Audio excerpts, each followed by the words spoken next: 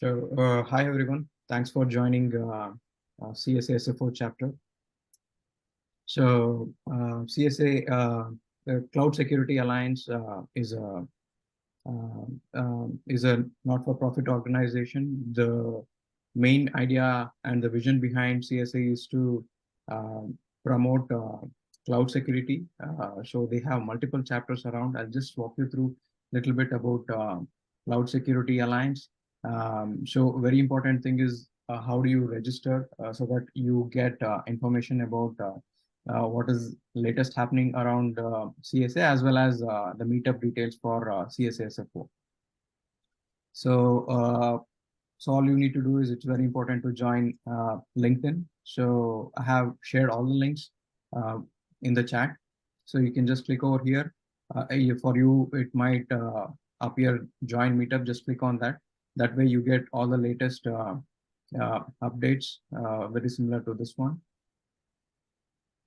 So you get the other best practices, as well as there are a few books we share and some of the white papers we write as part of CSA. So all these things will be shared in Cloud Security Alliance San Francisco chapter. Similar to this chapter, there are many other chapters as well. You are open to visit them too. For CSA SFO, please join this one. And this is one place where you get all the information.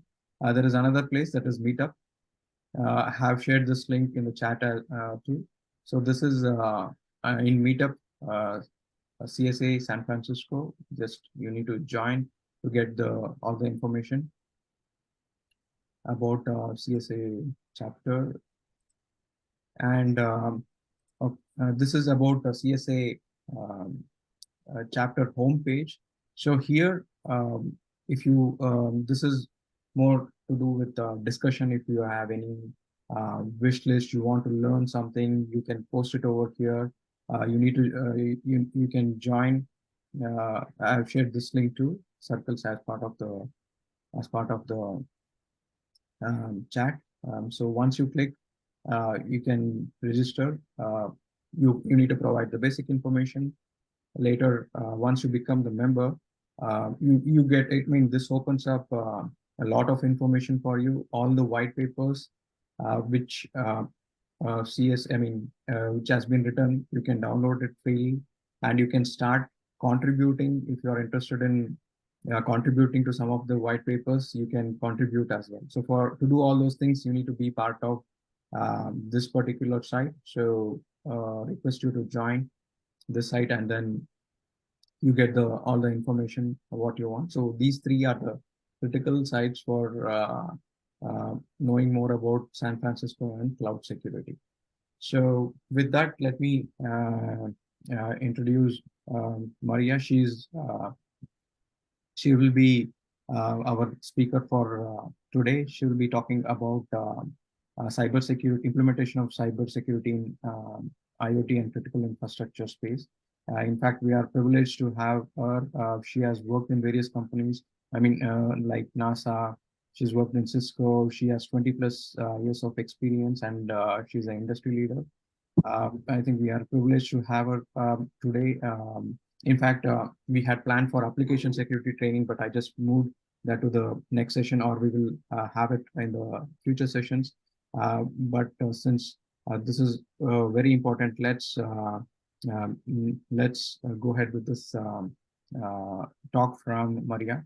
Maria, all yours. Thank you so much for joining us and then providing this talk. Thank you so much. Yeah, well, thank you, Satish. Thank you for inviting me to speak at this event. And I hope it's educational for everyone. So let me share my screen and get this going. I hope you have access. I mean, you can share. Yeah. Can everyone see my screen? So I was. One second, I don't see. Okay. Okay. Let me stop sharing.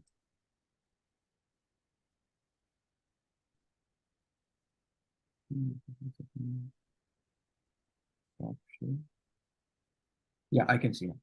Okay. right, here we go. So for everyone, I was the urban technology architect for the city of New York. I was responsible for the cybersecurity posture of all IoT being procured by the city, as well as responsible for the industrial control systems that were being procured by the city, such as lighting systems, HVAC, as well as the city's water system.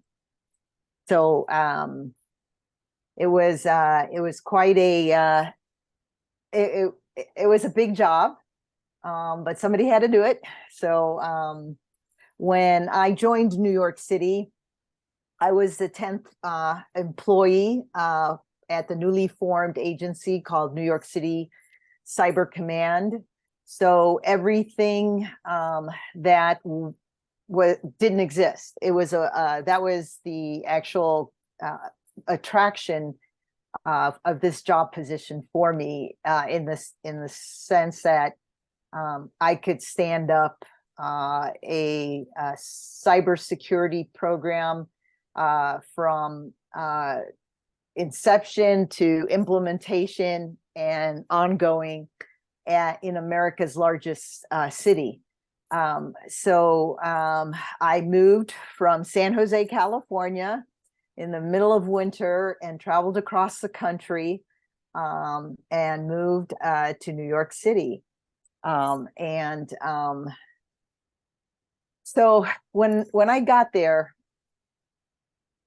you know, New York City, of course, has its challenges.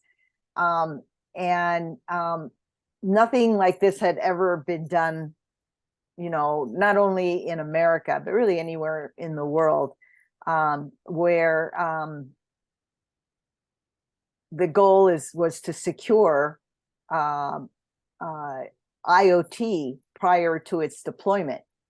And in the city of New York, they don't buy onesie twosies, or even like, we'll have 900 cameras. No. It is, we'll take 150,000 cameras, we'll take, you know, 68,000 parking meters, we'll take 140,000 digital signage things. So again, nothing in small scale, everything typically in the tens of thousands or more. So of course, I was the first person there. So it was a head count of one, meaning me, and I needed to form a team in a highly competitive job market. This is all pre-COVID. So I was competing, you know, with Cisco, with Synopsys, with everyone for a very small pool of cybersecurity people that had experience, right? So I had a lot of challenges. If you can only imagine what the procurement system is for the city of New York, well, somehow I had to integrate what I was trying to do with them, because I needed to know when 67 plus agencies were about ready to purchase IoT technology, and I wanted to know about it so I could bring it into my team that I didn't have at the time, and perform both penetration testing on the devices, AppSec testing, application security, pen testing on the device management applications, and as well as we did an end-to-end network security assessment of the IoT network. So of course, you know, this newly formed agency was basically a thorn in everybody's side, because they just saw us as a blockade to them rolling out technology at, you know, the speed of science, just to use coin the term. So there was a lot of pushback until, I don't know if you remember, but yeah, I would say about 2016, 2017, you know, cyber attacks started increasing quite a bit, and New York, you know, had its share. And then that, because of that, we got agencies to come to us asking for help. And it it wasn't that they wanted to play with us, it was that they needed to. And that's kind of how we got started. And another big challenge, as you can imagine, is knowing what the city had been, what the footprint of IoT, the existing footprint of IoT had been in the city for the last, who knows, 20 years. And I needed to secure that. That was part of my mission. Lot to take in. I did have a problem statement that was given to me, and so using that, I had to address what my mission was. And really, I was the proactive side of cybersecurity. My team was the only team that was proactive in securing technology prior to its deployment in the city. All the other agencies were all reactive. So, the SOC, security sciences, vulnerability management, things like that. That's all reactive. That's all it's happening. It's not really taking the technology and testing it and securing it prior to its deployment. So another big challenge I had is the city's budget, right? So basically I was like on a wing and a prayer, right? I needed to find money. And I had $150,000 to stand up. Oh my God. I know. Can you imagine, for a city like New York, right? I never imagined 150. Yeah. Yeah. Yeah. Can you imagine that? Okay. And I'll get to it, but part of that, I needed to stand up a red team lab, right? That simulated, the various environments that were found in New York City. So when we brought a piece of an IoT device, and that could be anything from digital signage, a camera, a water sensor, a flood sensor, it could be a garbage sensor, it could be a temperature sensor, it could be parking meters, right? So from very small sensors to very large parking meters and digital signage.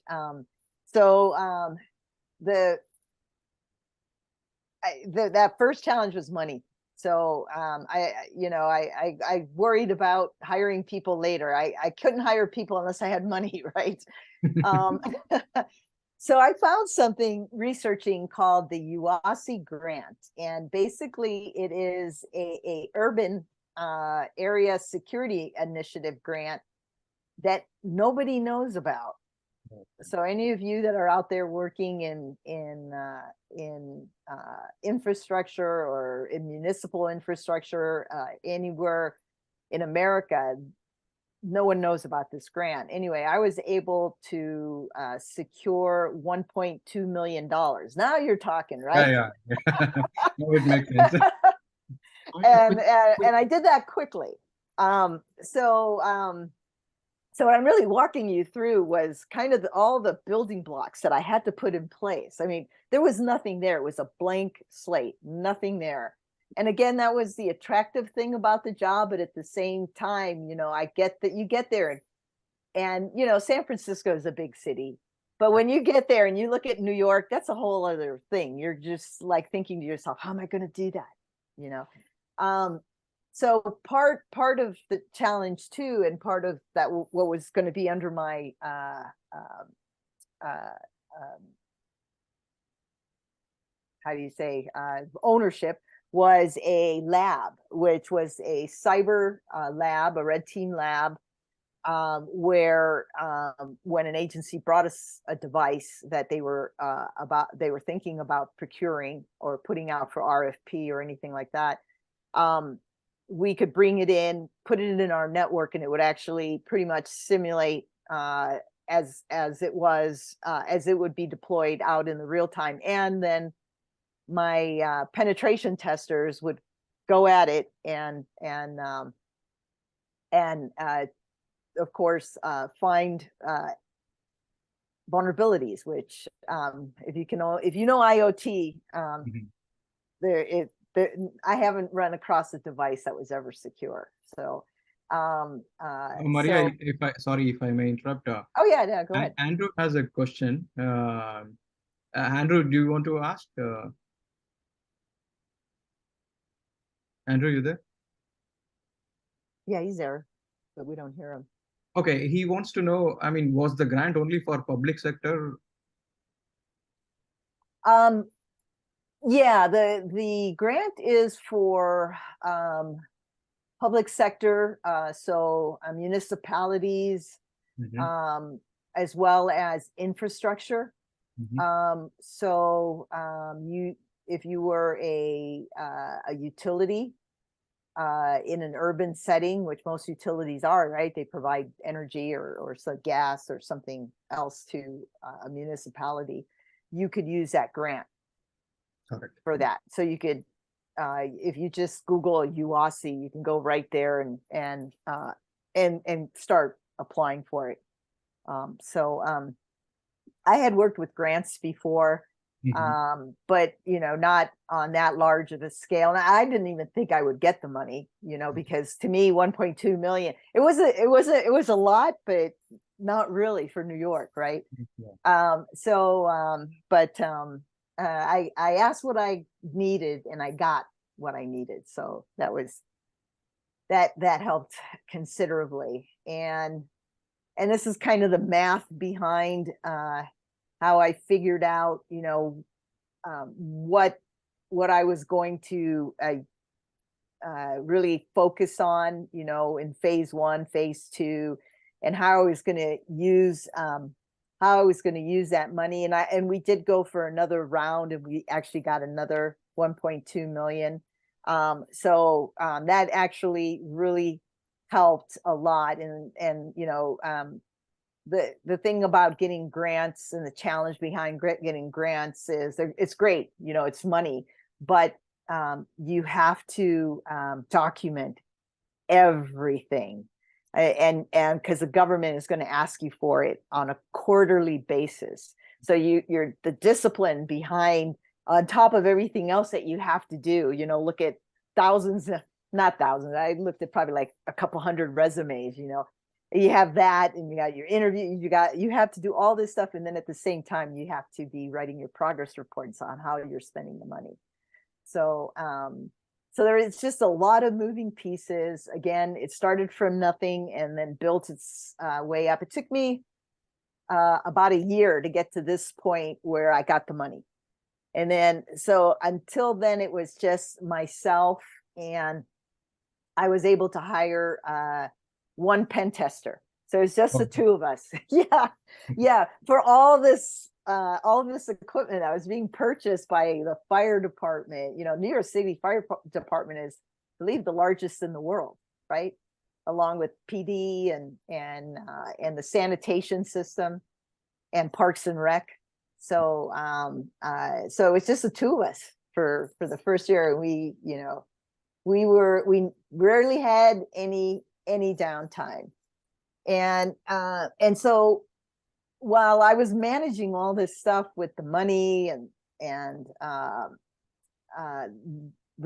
just trying to stand up the program, I also had to work with other agencies and bring them into the fold in order to make the program successful. So the agencies that I had to bring in were really crucial to what I was trying to do. So I call them like the pillars of what I had to stand up. The one caveat that I had in sort of in my back pocket, I had governance over the 67 agencies, right? They couldn't skirt around me. So a lot of them tried, and so what happened is they would purchase their equipment. When we first got started, they would go and purchase their equipment. But then when the vendor went to go get paid, the procurement department said, well, did you get a sign off by Maria? So I became like, this, I was either the most loved person or the most hated person, depending on which side you were on, so I did have governance, and that made my job easy. That was the one thing I could sort of fall on. And again, besides the governance, I had to stand up and work with these areas, right? So every agency, when I got there, had their own purchasing contracts or legal agreements for how they would purchase technology, right? So every agency had their own legal document for purchasing whatever, switches, cameras, and so the city was very can you imagine, very broken legally. It couldn't stand, right? So one of the first calls I made was actually to the New York City legal team. I never had, I expected them to blow me off, but actually they were almost crying because they were like, oh my God, we've been trying to do this, for years and years. I go, well, now we have governance and they got to do it. So I actually worked with them to develop a single technology procuring legal agreement across the entire city of New York. So that was really important because the entire city now was purchasing technology with the same set of protections. In other words, part of what the legal agreement also said that your device had to be pen tested and that you had to remediate all the vulnerabilities, all the critical, high, and mediums. So there was a lot of legal language in there that protected the city, where I think a lot of cities find themselves vulnerable, if they get ransomware and things like that. So we had a lot of language in there protecting the city. In other words, if there was a vulnerability, the city had to be notified with a CVE that they filed or somebody else, discovered within 24 hours. Or they would be liable if the city was then somebody used that vulnerability to attack the city. So that was like the first thing we stood up, and then I actually put together a quarterly newsletter / working with the mayor's office. Almost every agency would show up to our quarterly meeting that the legal team would walk them through, changes of the documents, and here's the latest documents and things like that. So that was really, really extremely important in doing what I was hired to do. The other thing was develop. Sorry, I have a question. I mean, what kind of vulnerabilities did you come across in the IoT space? If you could share that would be. Oh, wow, a lot. I would say the most common were actually in applications in the device management application. In other words, the cloud app that managed the devices, right? Whether it was they were in Amazon or wherever. That actually, that's where most of the vulnerabilities were found.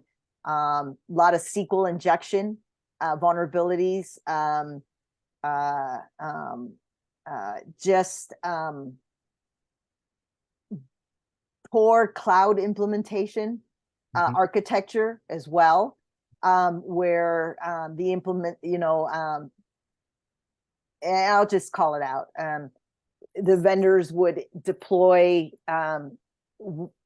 their cloud instance as one right? Instead of giving, so for example, the city of New York would be in the same, would share the same data structure as Cisco and other enterprises, whoever else were their customers, right? Instead of segregating each customer, right? So we found a lot of that, and of course, if you didn't, we also developed a reference architecture, and I can go into that a little bit later into some slides, but I mean, we really thoroughly looked at IoT, probably the way no one ever before. And like I said, we became the agency's best friends, but anyone that was trying to sell into the city, we became their enemy, because we would just flat out tell them, this thing's terrible. What, we need, this is the city of New York. You have the residents' addresses. At the time there was an application that was being put out to, the tracing app for the thing that happened in 2020. So there was a lot of privacy, around HIPAA and things like that. And so we, when we found vulnerabilities and I don't want to get into a lot of it, because I don't want to call out a lot of stuff, but there was a lot of stuff we found. And so data encryption, it was very important to the city, in transit and at rest, right? So everything had to have that. And so consequently, a lot of vendors could not sell into the city anymore. So back to the policy. So nothing existed. So actually, the city of New York had IoT policy and standards before NIST put out theirs. And we actually got invited to participate in the development of the NIST 800-213 because of the work that we had already done in New York City. So I developed the policies and standard not only for IoT, but for ICS in the city of New York. As well as we did reference architectures also. So ideally, this is the most secure network architecture for IoT or ICS. Nothing is secure. If it's connected to the network, it's not secure. But, at least this gives you some, gates and roadblocks. And then so when was this? What is the time duration? So now we're at probably the end of year 2, and we have policies and standards. We have the procurement, the New York City procurement tied into what we're trying to do as well. And again, that came from the executive order, so that was a good thing. And so we got tied, any technology that was being purchased. I mean, it could be there was an early release program for prisoners out of the jails. So we pen tested ankle bracelets, monitor, yeah. I mean, some of the stuff we thousands of devices. I mean, go ahead. Walk us through how did you test it? I mean, what were the scenarios? I think I walked through it later. Okay, sure. Yeah. So that would be very interesting. But this was like the main areas that I needed to address that were not small areas. They were all very large. How do you work with 2 of New York City's largest agencies, which is the purchasing department and the legal department, right? And then again, everything ties back to metrics, right? The city, giving me the $150,000 that they give me, I had to account for every penny of that too. So I had to set up, how I was going to track my success in all this. So this kind of really, I'll just go through these. These were the legal documents that I worked with New York City attorneys, and we came up with 4 legal documents. So the end user license agreement, which is some cities insisted on whatever they were buying that it would be on-prem, right? You know, so the application would be on-prem, the hardware, it would be, so this would be something like the NYPD's fingerprinting system, something like that, okay? And then there was a cloud services agreement, okay? Since this is a cloud organization, this is actually a great agreement. It protected the city against how the particular company was how they had implemented their cloud instance, or their whether it was AWS, whatever. It was actually quite an extensive cloud service agreement. And then the other one was the penetration testing agreement. And everyone had to sign this as well. And so this was the city having permission to pen test the devices and the device management SaaS platform. And then the fourth one we did mostly because there were some times where agencies were just, well, why does this need to be pen tested? Well, you're going to put it on your network, right? And so they're like, well, we don't think it needs to be pen tested. And I go, okay, all right, well, you need to sign this. And basically it was an agreement that they accepted the risk of deploying this solution. So if anything happened, they couldn't come back to Cyber Command. and yeah. So it was, kind of what we call a CYA, right? So that was actually, I messed up, didn't I? Okay. So those were the legal agreements. And then we developed the policies, the standards. We wrote the program charter and process. We did IOT threat modeling, and up here in this corner here, you'll see, if I can see that, one of the models that we did. We did reference architectures and guidance, and we wrote, myself and with the mayor's office, we wrote the citywide IoT strategy for New York City. So those were the documents that we did. Again, I did that again. Sorry about that.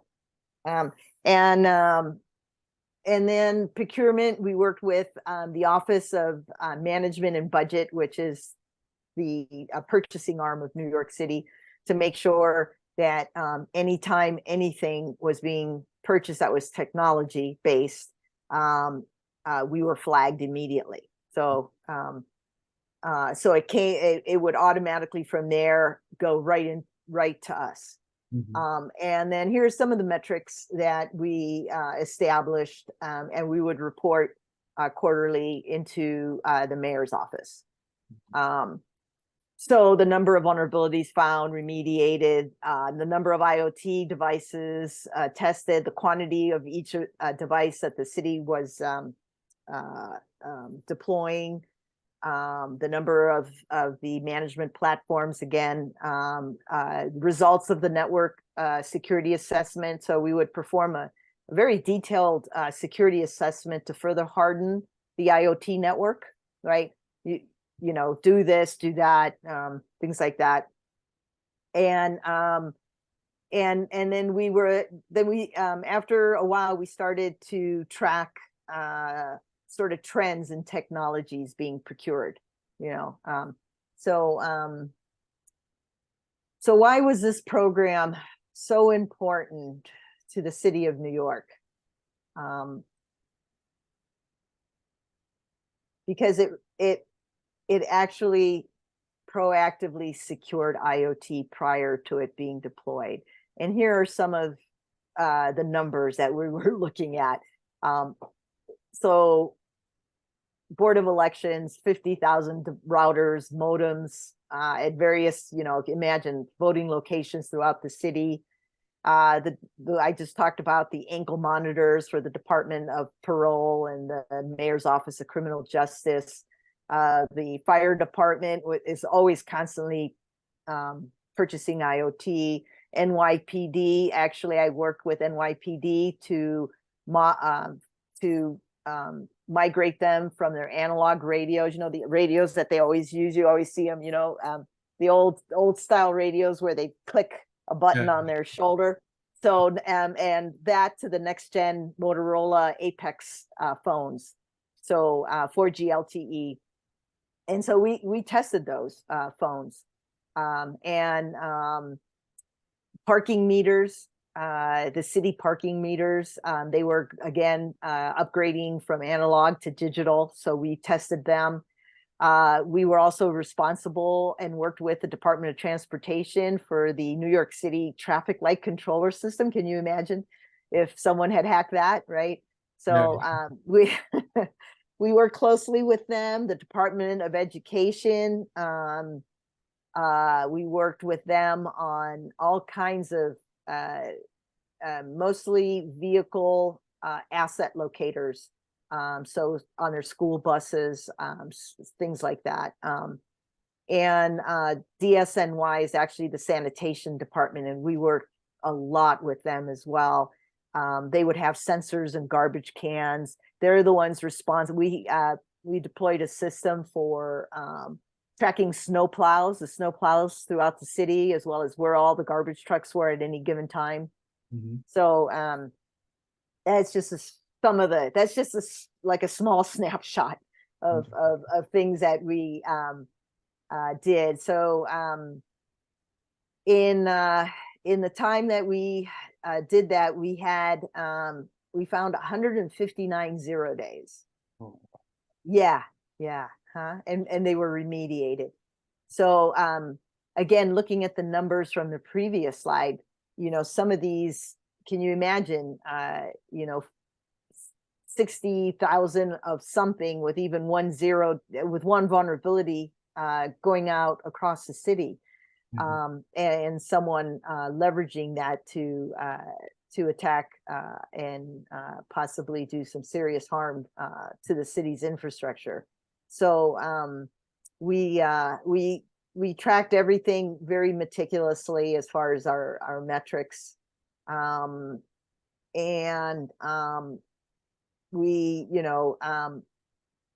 it didn't take us too long to really get a good reputation in the city, because we were very transparent in everything we did, and we shared everything with the CISOs of the various agencies. And so if some agencies didn't know us, the agencies would meet, and I'm not sure how often, but the agency CISOs had a meeting every once in a while. And so they would say, oh, well, if you're thinking of going to do that, you should talk to Maria, because she's already probably tested one of those, right? And so after a while, we had actually a portfolio of really great companies that were working with us, to proactively secure their devices. So it became a good public-private partnership at the same time, right? Again, some of the big wins that we had was the agencies started to call us and ask us to participate in the RFP. So I'd come in and add some requirements surrounding cybersecurity and IoT. And they would look again to us as subject matter experts and ask us, hey, have you tested something? Can we look at it? And then again, I spoke about the quarterly meeting I used to have with the agency CISOs to present them with the latest legal agreements, any updates to the procurement requirements. results of pen testing, things like that. So that basically, I know there's a lot in the weeds, and you can just ask the questions, but the program is a successful program. Even though I left, it was left intact. It was fully functional and ongoing, and it's still operating. The people I hired took it over. I hired very capable people. Yeah. So it was my honor and my pleasure, not only to do this for a city like New York, but to work with the people of New York City to better provide them with secure technology. And I want to thank everyone here for inviting me to share sort of my story. If you have any questions, let me know. Thank you so much. That was a great presentation. Thank you so much, Maria. You're welcome. Yeah, I mean, some of the, I have a,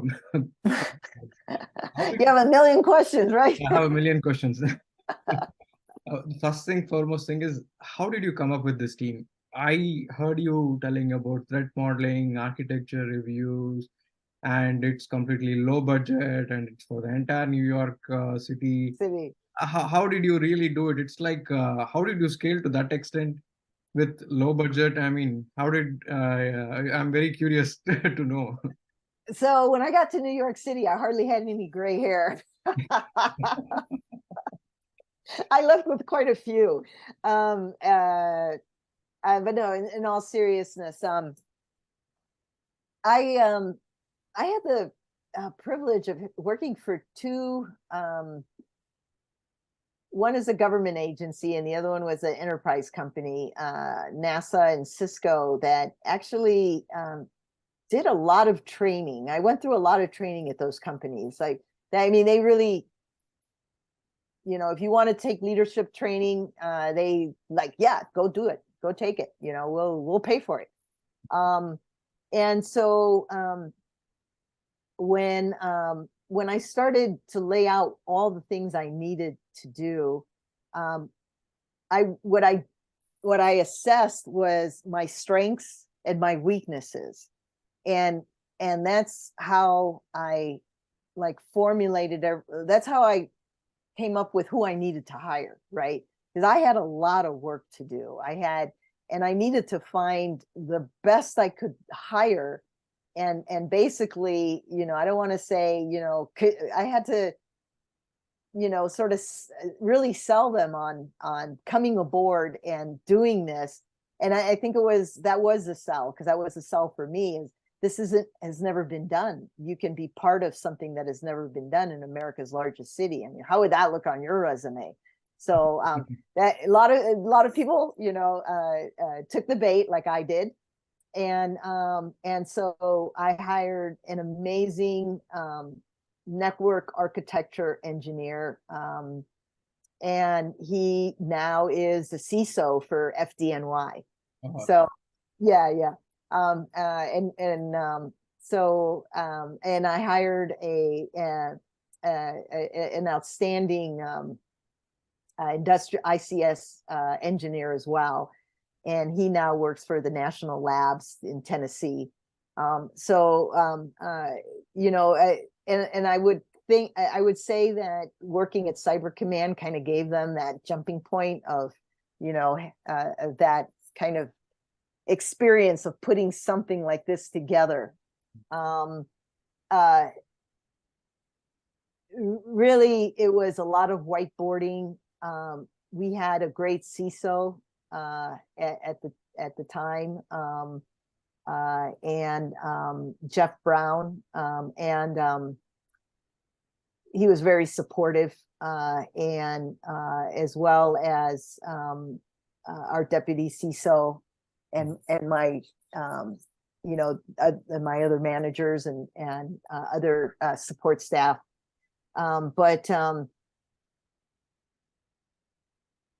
When you're stepping into something as big as this, I guess, all you can say is that everything you had done in your life to that point, somehow, some way, gave you that little bit of knowledge that you needed to realize, that, oh shoot, how am I going to stop people from, and someone would say, well, everything being procured by the city goes through one agency. And I'm like, oh, that's easy. Okay, so now I got to go work with them, right? So it's really establishing relationships was the key to all this. And especially when you're an outsider. Come on, I was a Californian. Now I'm in New York. So yeah, that was another thing, having, that too to contend with. But really it was a lot of whiteboarding, a lot of doing columns of what I need, what I must have, what I can afford, and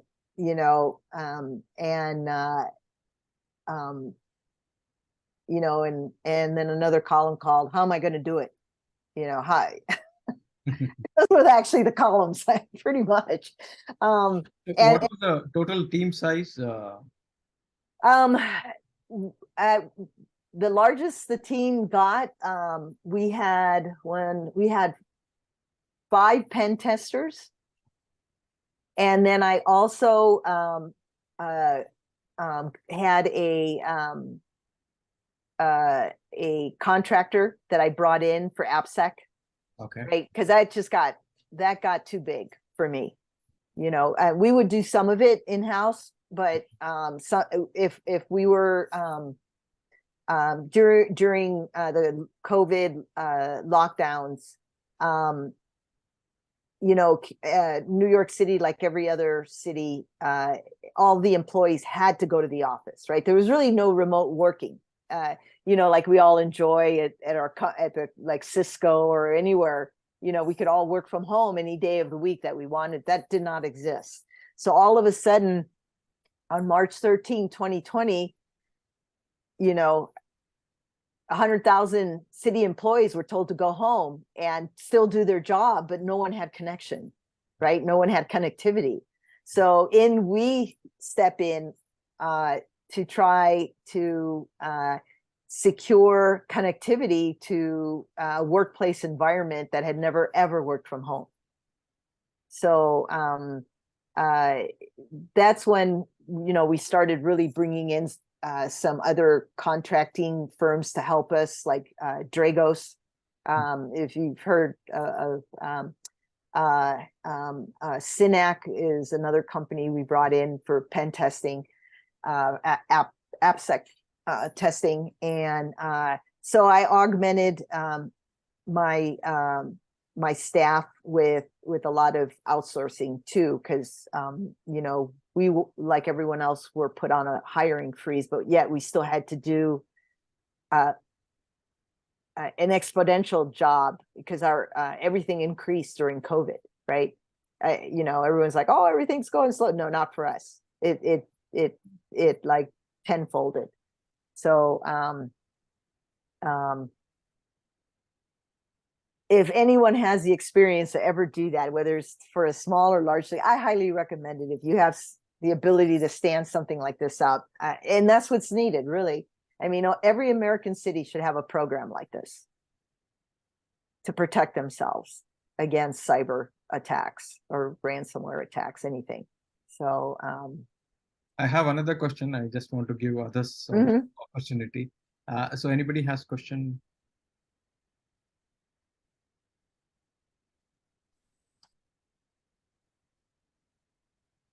You can post it.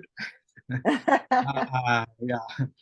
So let me go with my question. My next question is, if you could share some of the interesting things with respect to the anklet scenario, or maybe with some kind of So the anklet scenario is actually a fun one, because the company sent us everything, and so my guys were my entire pen team, my in-house team, they were all men, so I just call them my guys. They, what are we gonna do with this? And I'm all, put it on, and we'll see it, when you leave your house and everything. So they actually did. They actually, wore one of the guys, he wore the device, tried to jailbreak it any way he could and see if signals got sent out.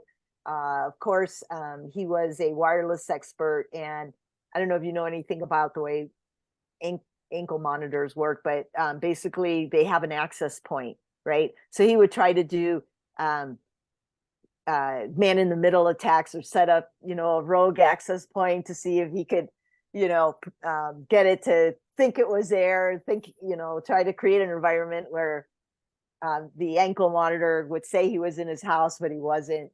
So they had a lot of fun with that. Yeah, that must be a lot of fun. Yeah. Yeah.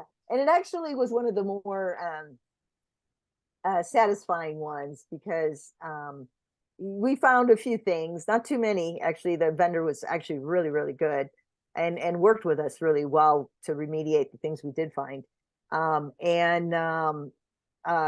we knew that those ankle monitors, once they went on the real guys, that they couldn't get out of it, without being detected. In other words, the sheriff's or the monitoring station responsible for that particular release was actually monitoring exactly where they were supposed to be. So that was kind of neat. What other kind of neat ones? There's some bizarre ones, like the one of the agencies, Park and Recs, deploying thermometers. If you've been to New York City, Central Park, they have those horses on carriages that take you around the park. And in the summer, so they wanted to know, because sometimes in the summer it's very hot and humid, and some of the horses would get very overheated and die right on the city streets. So they wanted to purchase a temperature sensing system along the route that would monitor the temperatures of the horses. Oh, okay. So, and then notify them if something if the horse's temperature was too hot or too cold. That's way too bizarre. I couldn't think of.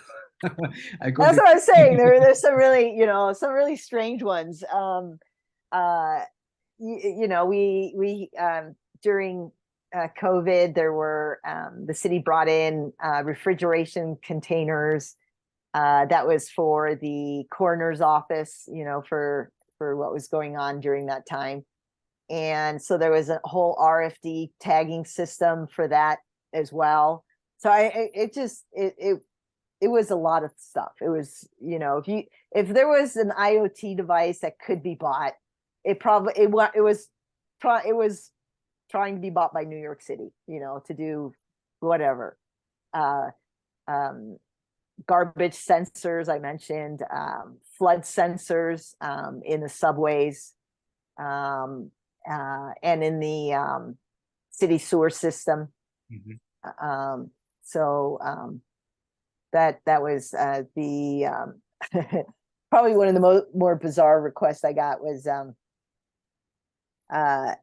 working with the vendor, because the agency wanted to have a delay of reporting of where the snow plows were. Because the thing is people in New York get really upset if the snow plow hasn't plowed their street, because they can't get their car out, and they can't get to work.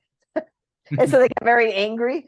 So there was just some really, interesting things. The quickest we broke into a device was like 15 seconds.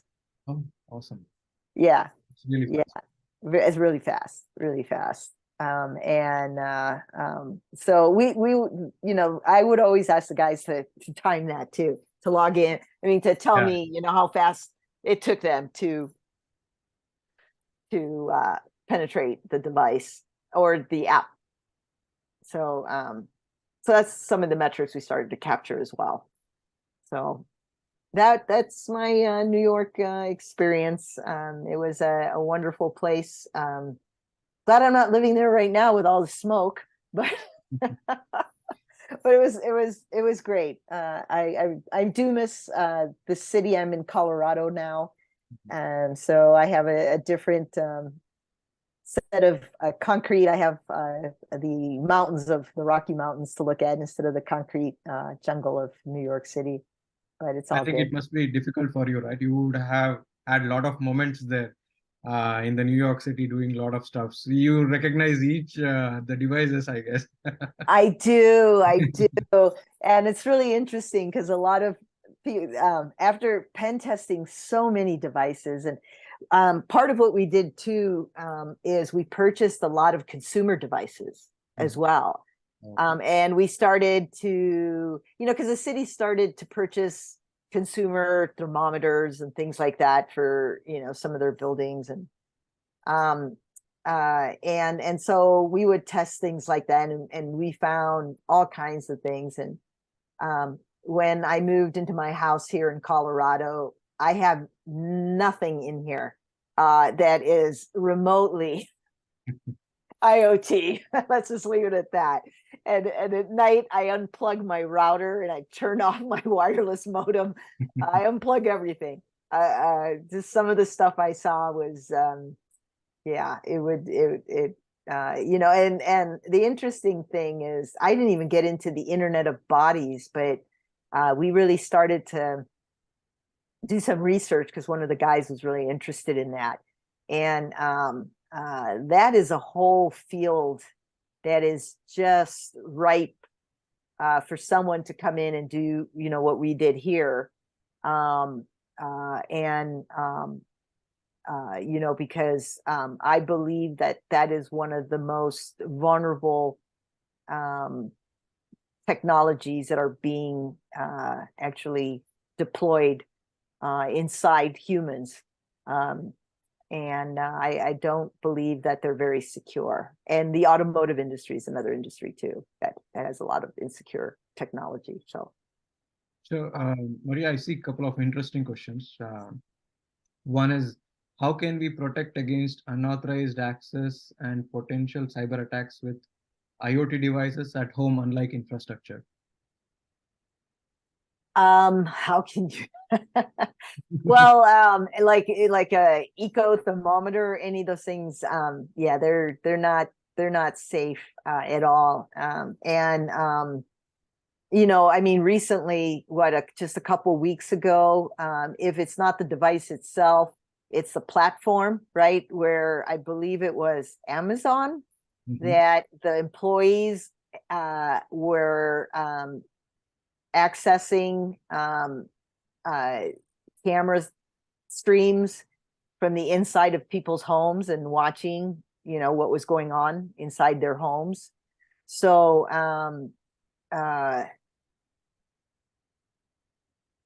as a consumer, and if you have any one of these devices, oh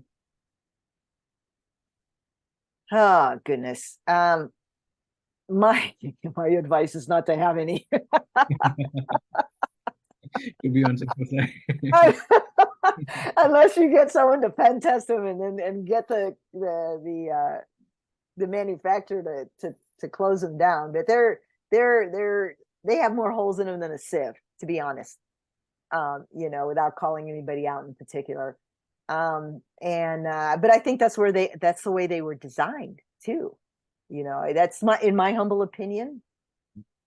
The best thing you can do now, I haven't done that here in Colorado, but my home in California, I deployed a camera system that was not any of the usual that we all know about, right, for home. So I actually went to a camera manufacturer and bought cameras and then purchased the VMS, right? Because when they're selling to, you don't need as many cameras. I think I had 3 cameras, right? And that pretty much covered, because they're better cameras. But I could secure that. I could secure that system. It was enclosed. It was on, I had my own server in the house. I tell you, I should put a tinfoil hat on me. I don't, there's a huge gap in cybersecurity with consumer grade IoT devices. So anytime you bring one of those into your home, you're introducing the potential for someone to come in through that device. Sure, That's my general. I don't think, aside from getting a firewall, you can go on eBay. That would be my recommendation. Yeah, go on eBay, find a used Fortinet firewall, Yeah, that's and put it on your network. Yeah. And just really lock down, your SSIDs, put real long, complicated passwords on your wireless. My advice too is at night when you go to bed and no one's really using anything, shut it all down. Yeah. So thanks, Megha, for the question. There is one more. If you have time, shall I? Yeah, sure. Yeah. So IoTs, I believe, were from private vendors. I think you were talking about vendors. How long it was taking to remediate found vulnerability issues? Are CVEs assigned to found issues? Wow, that depended on. This is from Arun. Arun. Hi, Arun. So that really depended on the vendor. I had two different vendors that basically were selling the same devices, which were 4G LTE router modems. One vendor, it took 18 months, and mostly because they were just fighting us. The other vendor did it in 6 weeks. So, and basically, since the devices were similar, well, it was the same technology, right? Just different implementations. They basically had the same vulnerabilities, but one was willing to work with us and really saw what we were doing, not only as a benefit to them, because then they use that in their literature and saying, our platform is secure. We did this, and we're in the city of New York because of this, right? So that was, so some vendors really quick. We had the fire department wanted to track every single one of their vehicles. And so there was a GPS transponder device being placed, under the hood of every car that would geolocate every vehicle asset in FDNY. And that vendor, that was the quickest. I mean, we gave them the report in like not even 10 business days later, they had fixed everything. So it just depended on and that, like I said, that vendor, because of the quantity, can you imagine what the price of, the money that vendor would be getting? If the longer he dragged his feet to fix things, the longer it would take him to get paid, right? So that became an incentive for a lot of vendors to remediate quickly. Yeah. But it really did depend on the company. Yeah. Thank you so much for sharing all this information. I mean, time passed. I mean, I didn't know how an hour passed. It was very interesting. And I really want to acknowledge a couple of things. One is the way you were able to scale this program, even though you had very limited budget. Mhm. I really appreciate it. I mean, it's blew my mind. Uh, how did you really do it? And also, some of the things you talked about, like threat modeling, architecture reviews, Mhm. pen testing. I mean, you have put so many things into it. I mean, and during COVID, I mean, it is very difficult to find people during that time. Yeah, it was actually. The city went into a hiring freeze. So, and that's how actually I wound up with ICS, because they were actually interviewing candidates, and then COVID hit, and so my management came to me and said, we need someone to do that. And I go, I don't know anything about industrial control systems. And that was pretty much the truth. I mean, I worked on designing wireless SCADA systems, but that's not the same thing. And so they asked me once, they asked me twice, and then they were desperate and they said, we need someone. We can't hire, we don't know how long this thing is going to go for. And I knew at the time that it was real, the city was in a place where that job needed to get done. And so I had IOT and ICS and the same amount of resources to do both jobs. And they could have easily had the same amount of people working on that. So my whole team took that on. It wasn't just me, but so everyone was wearing double hats on that one. And I'm glad I took that on, because ICS, OT ICS really now it's the new frontier, right, for cybersecurity. Everyone's talking about it now, and it's really come to the forefront. And I really learned a lot. I mean, if you're going to learn something, New York City is the place to learn it. So, even if it's under fire. But yeah, there was a lot. From a technology perspective, I would say the two most important things were having the policy and standards, having really good policies and standards to conduct yourself by, right, and adhere to.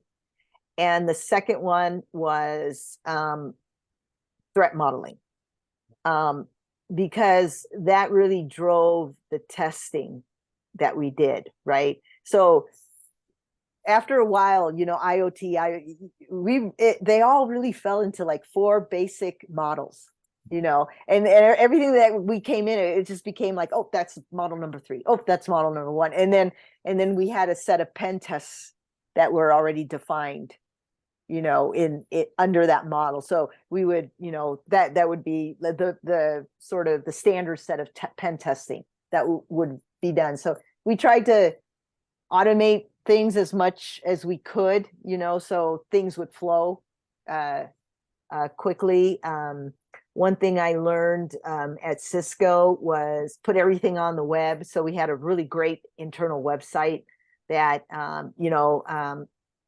if someone emailed us, we never had to answer in a long, lengthy email. We just give them a link, go fish. It's the info's there. So we never wasted our time with stuff like that. But Okay, I think kudos to you and your team, and thanks for giving us a safer city. New York about is the only, yeah. So, but like I said, San Francisco needs that. San Jose. Actually, I'll be in Silicon Valley in August at LinkedIn as a speaker for security at a global security summit there. So Looking forward to it. yeah. All right. Well, thank you so much again for inviting me, and it was a pleasure. And thanks again. So yeah, with that, we come to the last section. In the last section, usually what we do is we'll just ask whoever, we give more priority to people who have attended the session to what you need to learn in the next session. So let me know if you have any wish list. I'll try to find the speakers and then organize talk for the next session. So next session is again last week of next month. It would be on 27th. So if anybody has wish list, just send me across, or if you are willing to talk about, we can talk now. Else I'll share with me. I'll try to find somebody. Otherwise, there is one speaker on recruitment who is interested to give a talk, like how she filters for cybersecurity profile. So that would be very useful for everybody. So I'm looking forward for that talk. If you have any questions, please feel free to send me the details. I'll look. Thank you so much, and thanks, Maria. It was Yeah, pleasure thank you. Thank you, Satish. Take care. Thank you, everyone.